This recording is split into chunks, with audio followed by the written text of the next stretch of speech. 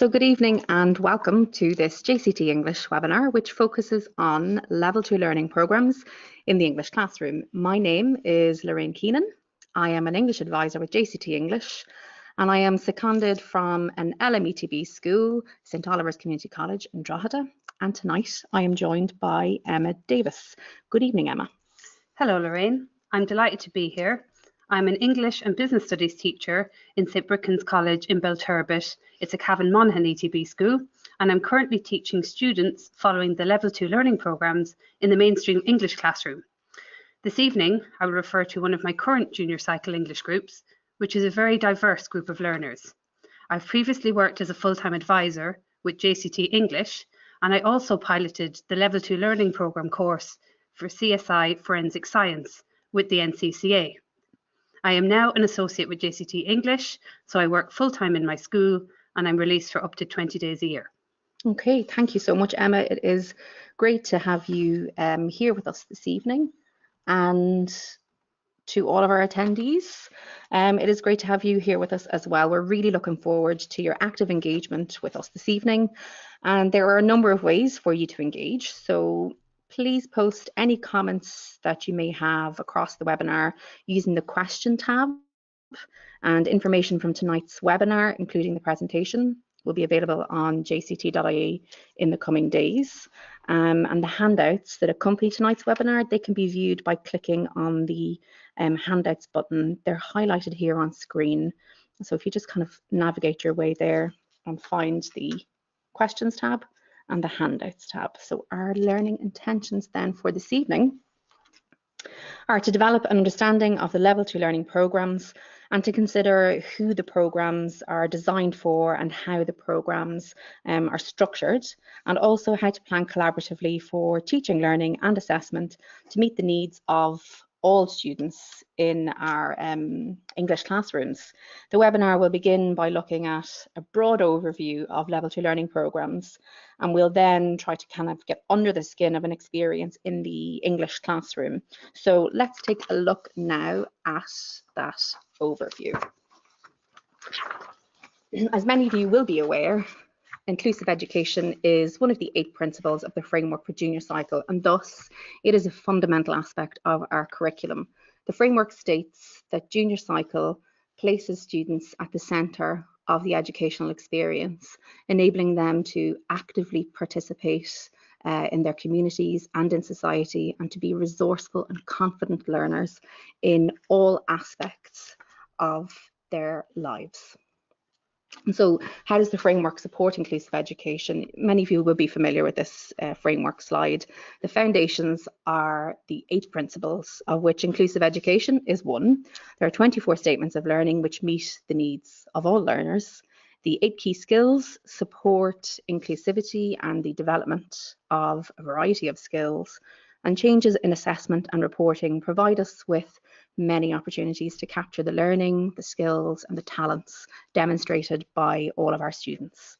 We know that the framework has introduced a number of new subjects, short courses and programmes, and tonight we are going to focus then on the Level 2 learning programmes, which we will refer to for the rest of the webinar as L2LPs. So let's begin by considering the benefits of an inclusive classroom. We'd like to invite you to take a moment to consider this principle. When you consider the principle, inclusive education, what are the benefits of an inclusive education for you and for your students? And we'd love you to use the question icon to share your thoughts over the webinar and over the coming few minutes. And we'll return to the responses a little bit later.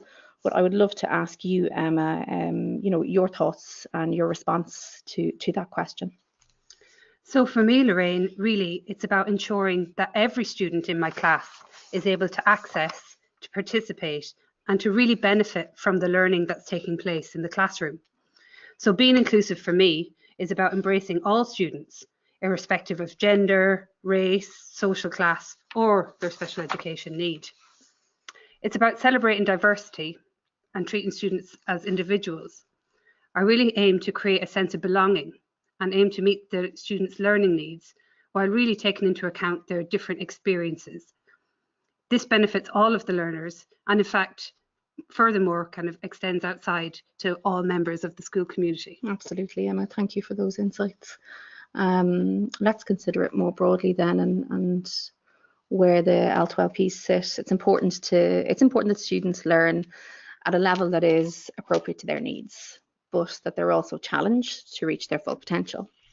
So Junior Cycle offers students a broad range of learning opportunities and experiences. The vast majority of Junior Cycle students will achieve a Level 3 qualification on the National Framework of Qualifications. A small number of students with learning difficulties in the low functioning mild to high functioning moderate may follow the Level 2 learning programmes aligned at Level 2 on the NFQ, as you can see here on screen. And in addition, a number of students may follow the Level 1 learning programmes. Students taking the Level 1 learning programmes have a general learning disability in the low, moderate to severe and profound category and are likely to be enrolled in special schools. So, why the introduction of L2LPs? Why is it important? Ultimately, L2LPs, they are timely and they are something to be celebrated. L2LPs offer an age-appropriate structured programme, one that didn't exist for this age and stage of learning previously. The learning programmes contain realistic and relevant learning outcomes for these particular learners. They support meaningful learning experiences that will be of real benefit to students. And the achievements of students in the L2LPs will be recognised in the Junior Cycle profile of achievement. And so we ask, who are the Level 2 learning programmes designed for? So Level 2 learning programmes are designed to support the learning needs of students who have general learning disabilities in the low functioning mild and high functioning moderate categories. So typically these students have a student support plan, and depending on their individual needs, these students may also have access to a special needs assistant. So the special needs of these students is such as to prevent them from accessing some or all of the subjects and short courses on offer at Junior Cycle that are broadly aligned with the Level 3 NFQ. It's envisaged that as far as possible, the students under consideration here in mainstream settings will undertake their L2LPs in mainstream classes. And so how do we identify the students who will benefit from a Level 2 learning programme? So the approach we take, it's a whole school approach that should be taken when considering which students will participate in and benefit from an L2LP. The decision to participate in a Level 2 learning programme is one that's given much consideration and involves a number of stakeholders, as we can see here on screen, since it is crucial that every student is taught a curriculum that is deemed to be appropriate for their developmental level. It is a multidisciplinary decision around who the L2LPs are for, and a whole school approach in providing and embedding the L2LPs is best to ensure that we promote inclusive practices for all of our students. So while the decision to engage with an L2LP is one made in a collaborative way at a whole school level, the new guidelines for post-primary schools supporting students with special educational needs in mainstream schools 2017 highlights that the subject teacher has the primary responsibility for all students in the classroom, whatever their needs may be. However, it is the role of management and the SEN team to support and advise subject teachers to ensure the best possible outcomes for these students. So we work together to ensure learning for all of our students. And to do this effectively, we need to be aware of the supports that they need. So we are now going to look at one of the case studies from the L2LP guidelines. Let's take some time to consider the learning needs of John, a student following an L2LP. And you'll find some information on John in the handouts section. And we're going to share now a short video with you to introduce you to our student John. So while engaging in an L2LP, John will be attending his mainstream English class with his peers. And later in this webinar, we will consider how we will plan inclusive learning experiences and provide John with opportunities to demonstrate his learning.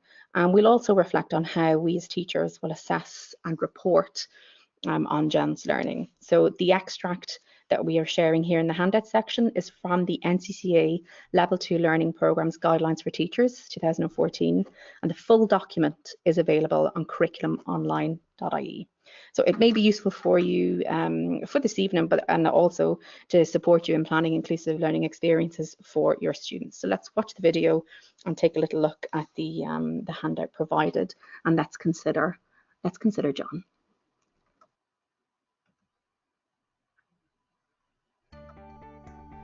John is 15 years old and is functioning within the moderate general learning disability range. John is in second year in a class of 24 students. John's school organises the class groups in mixed ability settings. His class is following a range of junior cycle and certificate subjects, and they are participating in the Junior Certificate Schools programme. The school is characterised by an emphasis on collaboration, led by the principal and the management team, the special educational needs coordinator and subject departments. The special education teacher meets each subject teacher to discuss the implications of John's PLUs for their subject and how John's learning can best be facilitated. They agree on the building and maintaining of a portfolio of work for him. In school, collaboration is exemplified by his English teachers. John's year group is divided into 2 English classes. Both teachers work very closely together on their subject programme, and they collaborate to organise events for film studies or when a local storyteller or poet comes to visit. John's timetable is modified in order to integrate the teaching and learning of his PLUs with the mainstream timetable. The aim is to work within the resources available to keep withdrawal to a minimum and to maximise John's learning with his year group. As John has an Irish exemption, during Irish classes he meets with his special education teacher and his SNA. This time is used for some one-to-one tuition in his PLUs, to discuss John's progress, problems that may have arisen for John, possible solutions, and to plan for the week ahead. Otherwise, John's learning takes place in the mainstream classroom with his classmates. While John has a good short-term memory and is good at remembering and following instructions, he struggles to retain information over time. He has good attendance at school and behaviour isn't an issue for John, but he can easily get distracted and frustrated when he is unable to do classwork. John is good at drawing and enjoys working on the computer. His ability to write is very limited, and using a computer is something he does with greater ease than writing. To support John's learning, he has a laptop and specialist software. He uses word processing in a range of short projects. For example, he designed an advertisement to sell some of his puppies. He loves using the internet to look up images of dogs, and although John is unable to read to a functional level, he asks the teacher or a peer to read the accompanying text with him. He locates images of dogs on the internet and he pastes them into a Microsoft Word document. The pictures are then combined with common basic vocabulary. John has good conversational and social skills, and he is popular with his peers.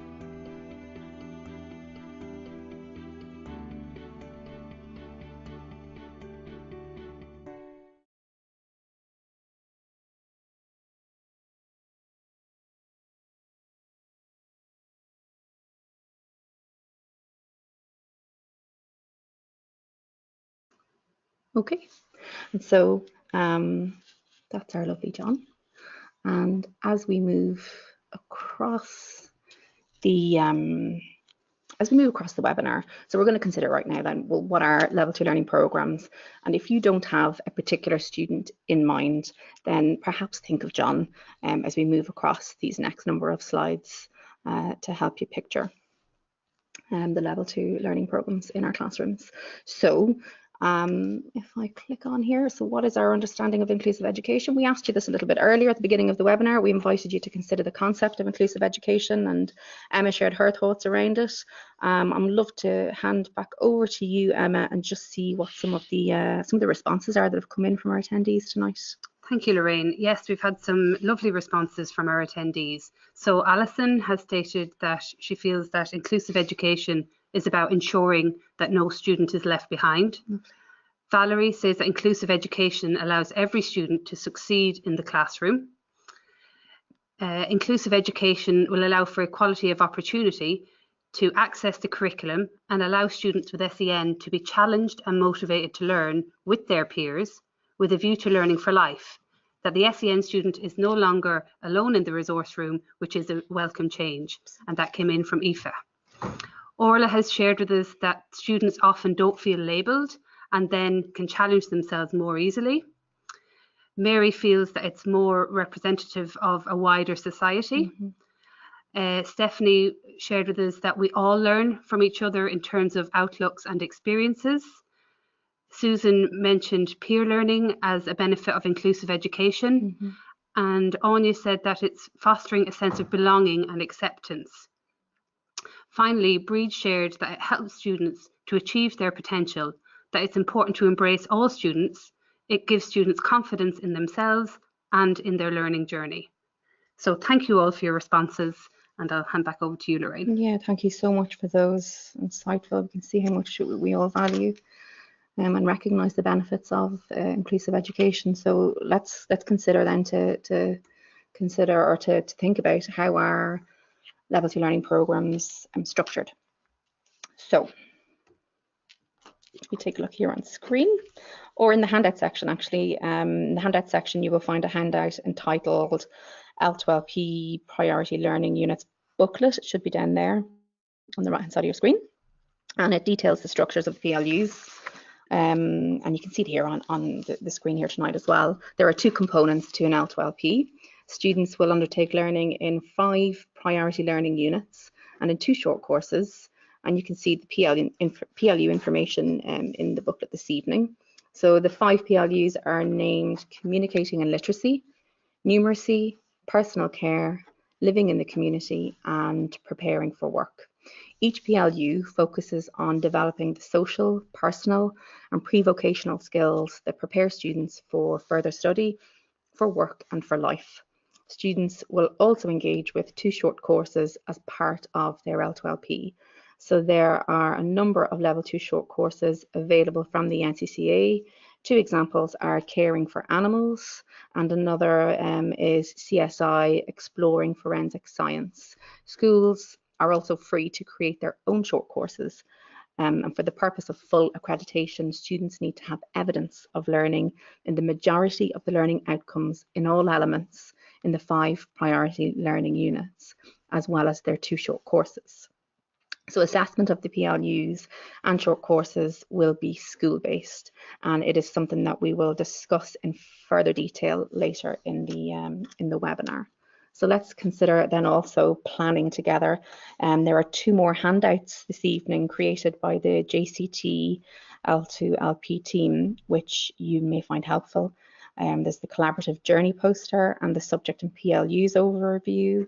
You'll note that planning for L2LP students will be a collaborative endeavour across your school with the support of your special educational team. So on the right hand side, you'll see here on screen an overview document that allows the special education team to look across PLUs and subjects and consider how the level 2 learning outcomes are being met across a number of different subjects. And on the left is the collaborative journey poster, which highlights a number of steps in working with L2LPs in the mainstream classroom. These documents highlight the collaborative approach required to ensure the full exploration of L2LPs across subjects in our schools. So on this slide here, what you'll see is that we have an extract from the PLU, Communicating and Literacy. So for the purpose of clarity tonight, you can see that a number of codes are used here. These are in the booklet that we've shared with you this evening in the handout section. And as you can see, each PLU is divided into a number of elements. In the example on screen, one of the elements is speaking appropriately for a variety of purposes and demonstrating attentiveness as a listener. Each element has a number of learning outcomes. For example, above we see A6, and A6 is listen to and respond to a range of stories. So naturally this PLU, Communicating and Literacy, it fits well with the learning in the Junior Cycle English specification. In PLUs, students should be given the opportunity to experience the learning in all of the learning outcomes, in all of the elements. And this learning can happen in many subjects across the student's timetable. So of course, there are opportunities for us as English teachers to engage with some of the learning in the other PLUs at other times across junior cycle. For instance, you'll see here on screen, our student John is interested in animals. So there may be opportunities for us to focus on John's learning in relation to the PLU entitled Preparing for Work, such as learning outcome B4, using the internet rather to find out more about possible jobs he is interested in, or B5 to visit an employer and review the visit in relation to his interest in dogs. In the English classroom, there are also opportunities to encourage John to participate in a short interview. So how do we then create a subject department plan that includes all learners? What might this look like in terms of planning? So we start by considering our planning, our subject department planning, and those meetings that provide us with the opportunity to discuss ways in which we can plan and share practice to include all our learners in the English classroom.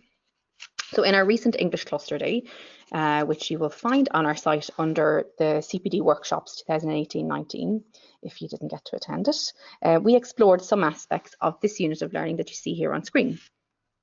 So here we have chosen a number of learning outcomes from the Junior Cycle English specification. And we'd now invite you to take a few moments to read the Level 3 learning outcomes that are listed here on the screen. They're on pages 13 through to 15 on the English specification, and the English specification is actually there in the handouts this evening. So if you want to just take a minute to read those learning outcomes. So a key message in the framework for junior cycle and in looking at our schools from 2016, it's that flexible learning is crucial for all learners, and that teachers are planning for Level 2 learning at the same time as planning for Level 3 learning. Therefore, L2LPs are embedded as part of the planning process. At department level, we have deliberately chosen learning outcomes from across different elements in the PLU, communicating and literacy, that complement the learning in the Level 3 learning outcomes in this unit.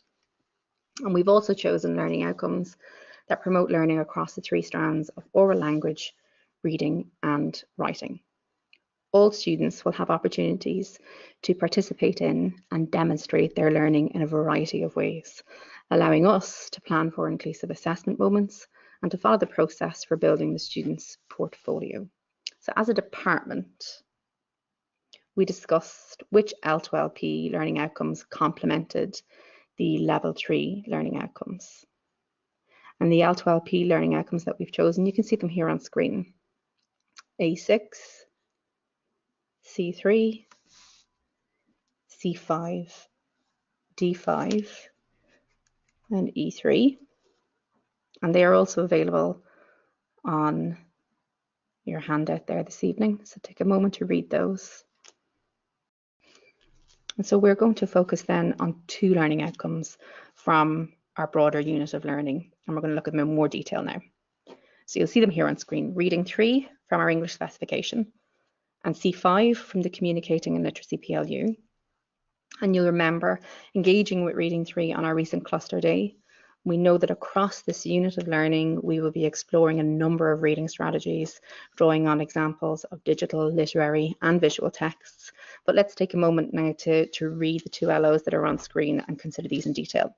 So Reading 3, when engaging in reading, students should be able to use a wide range of reading comprehension strategies appropriate to texts, including digital texts, to retrieve information, to link to previous knowledge, follow a process or argument, summarize, link main ideas, to monitor their understanding, to question, analyze, synthesize, and evaluate. And C5 here taken from the Communicating and Literacy PLU to use a range of reading strategies, for example, clues, context, sound, prediction, and decoding. So when we read these 2 learning outcomes, we can identify how the learning is connected.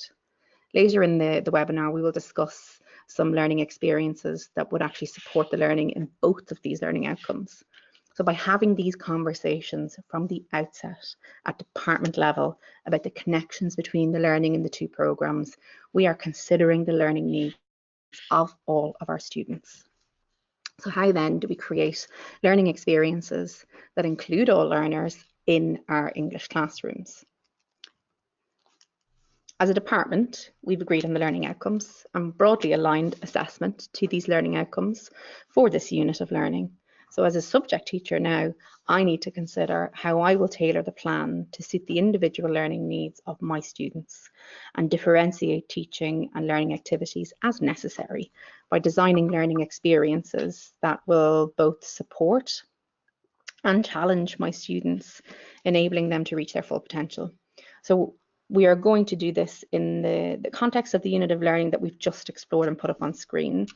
And Emma kindly is going to share with us some of her classroom experiences with this unit. Emma, you've used this unit in your classroom.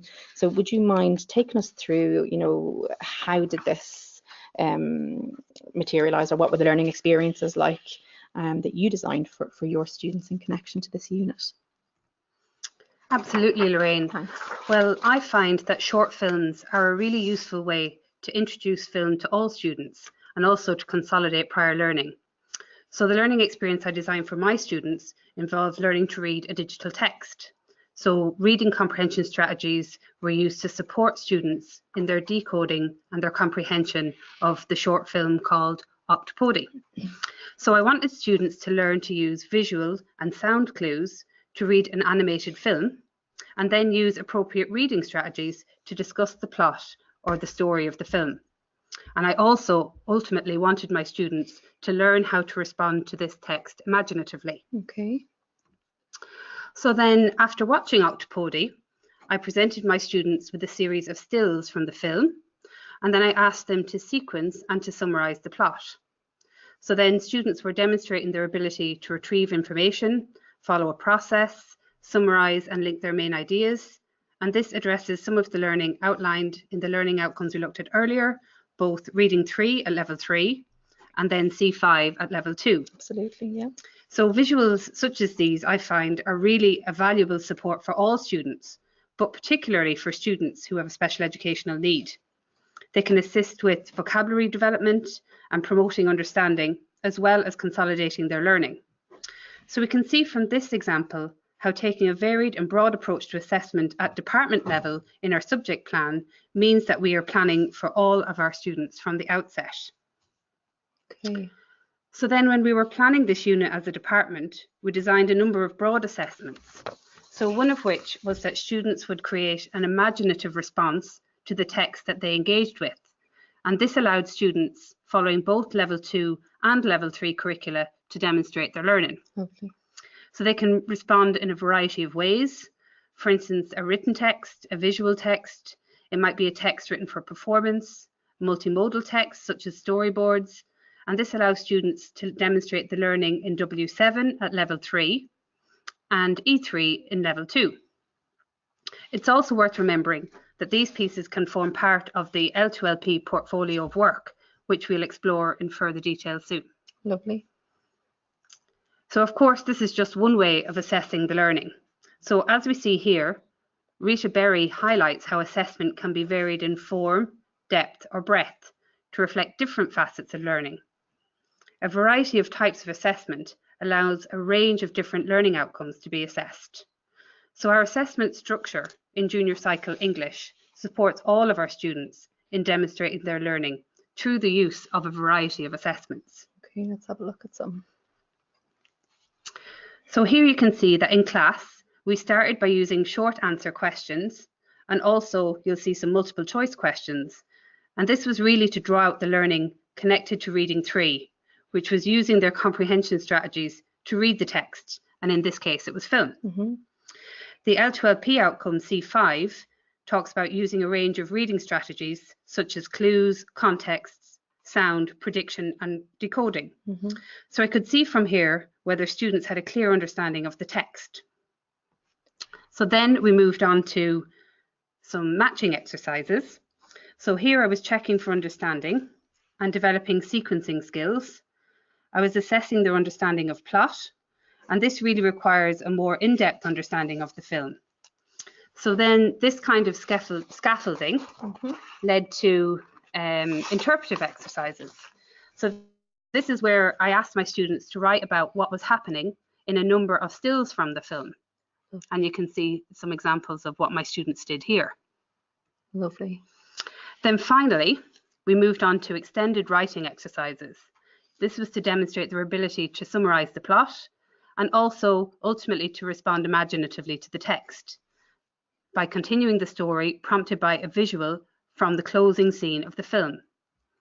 Some of the material that you see here will be included in my students' L2LP portfolio. So students engaging with the learning in an L2LP will assemble evidence of their learning in a portfolio. And this is similar to what my level 3 English students in the class will use for their collection of student text CBA. This portfolio can exist in hard copy or electronic form, and for my students, it's a combination of both. They have a LeverArt folder as well as a digital folder. Lovely, thanks for that, Emma, and for bringing us through all of that. Did they enjoy it? I'm sure they did. They absolutely loved it. Good, Yeah. Good. And so let's move on a bit further from this then and think about how we assess and report on that student learning that you've shown us there and shared with us from your classroom, Emma, in the level 2 learning programme. So for the assessment of priority learning units, while considering assessment, let's take some time to just reflect on the PLUs in particular here. So here are some key points you can see on screen about how we assess learning in the priority learning units. So assessment of PLUs and short courses for an L2LP is school-based. The learning outcomes completed in PLUs are graded on the basis of achieved. A student will show evidence of achieving the majority of learning outcomes in each element. Evidence of this learning is captured in the portfolio, as Emma referenced a moment ago, that will be created by students completing the L2LPs. This is something we can come back to a little bit later. And the JCPA then will reflect which PLUs have been achieved. So let's take a look at particularly then reporting on that student learning when engaging with L2LPs. As with all students, the reporting process should provide a focus on next steps for learning, with an opportunity, where appropriate, for the student and parent to comment on the progress that's been made. So effective reporting practice is sensitive to the self-esteem and general well-being of students, while providing honest and constructive feedback. Success is viewed in broader terms than those of academic achievement and accomplishment, and encompasses aspects of learning like effort and persistence, is a quote directly there from the L2LP guidelines on page 13. So the NCCA reporting guidelines support us in this also. Reporting is crucial to support learning. We would like to invite you there to take a moment to consider the question that's on the slide. So what opportunities do we have across the year to report on student learning? And Emma, I'd love you to even share for you, as a practicing teacher in the classroom, what are the opportunities that you have across the year to report on student learning? No problem, Lorraine. Yeah, I really feel that there are loads of opportunities to check in with the learning and to report on that student learning, both with the students and with their parents. So we would have informal meetings and conversations on a very regular basis with parents. Obviously, you have your parent-teacher meeting.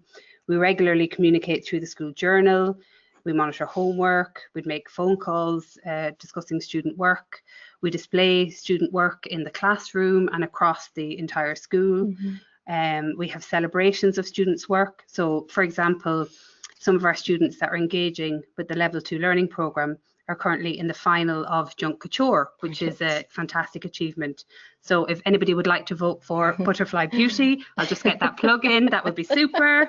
So yeah, that's just some of the examples of how reporting happens on a day-to-day basis in school. Thank you so much, Emma, for that. And the best of luck to them in Junk Couture. Let's take a look then at some of the JCPA examples of how level 2 learning programs are reported on. So if we move on here, we'll see some examples. So as mentioned, the portfolio presents many opportunities to informally report on student learning, as well as the number of other ways that Emma just referenced. But upon completion of the junior cycle, we can formally report on and acknowledge student learning in the JCPA, the junior cycle profile of achievement. So this is a school certificate awarded to all students at the end of their junior cycle programme in recognition of the full range of their achievements at this stage of their education. So there were 3 JCPA templates available, offering flexibility in assessment and reporting for our students. The template 1 you see here on screen, where in the vast majority of cases, students will receive a JCPA which reports on achievement in the state examinations, classroom-based assessments for subjects, and short courses and other areas of learning. Template 2 is to report on the small number of cases where students are studying level 2 learning programs exclusively, and template 3 to report on the achievements of those students who may study a level 2 learning program but also take a number of subjects in the state certified examinations and or level 3 short courses. So if we just take a look at more closely, I suppose, that third template. So this is template 3. It's in the JCP handbook, page 24 through to 28, and it evidences learning from a combination of level 2 and level 3. It reports on the achievements of those students who study a level 2 learning program but also take a small number of subjects in the state certified examinations. So as we can see, there are a number of ways in which we assess and report on student learning in a level 2 learning program. So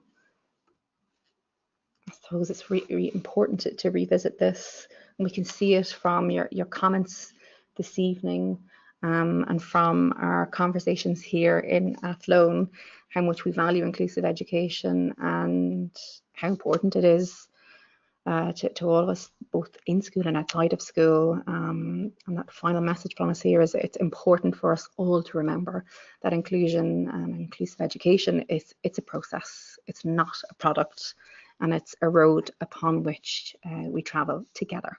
And ultimately, the introduction of L2LPs in junior cycle, it is timely, and it truly is something to be celebrated. We have a number of further supports available on the L2LP page on our website, available at jct.ie. And the L2LP guidelines for teachers can be found on the NCCA's curriculum online. And then finally, we've had some responses there to our question on reporting. So Mary has mentioned the importance of using VSware to communicate and report on student learning. And then John has said it's important to catch them being good, that we should start with the positive and to be mindful of the type of feedback that's given and the effect that it may have. So that's just some of the responses we're getting back there in relation to reporting. Yeah, in all the different ways. They're lovely. Thank you so much for that. Thank you for all of the, to all of you for listening and engaging with us tonight. Emma, thanks a million to you for joining us. Will you please pass on our very particular thanks to your students in St. Brichan's College, Belturbet, County Cavan, CMETB. We just really appreciate them and their sharing of their learning and their classwork with us tonight, and with all the teachers that they're engaging nationwide with us. So will you please pass on our thanks. A recording of this evening's webinar and the accompanying handouts will be available on the English section of our jct.ie site in the coming days. And then also, seeing as you're tuned in tonight for webinars, you may be interested in tuning into the L2LPs and Inclusive Practices webinar this evening. It starts at 7:30. It is hosted by our JCT colleagues, led by Sarah Nally, and we would like to pay particular thanks actually to Sarah for her assistance in the design of our English webinar this evening. It was a pleasure to collaborate with her on it. And to all of you again then, to Emma and Elaine, other English team members who've been helping here in the background and fielding some of your comments. Thank you so much.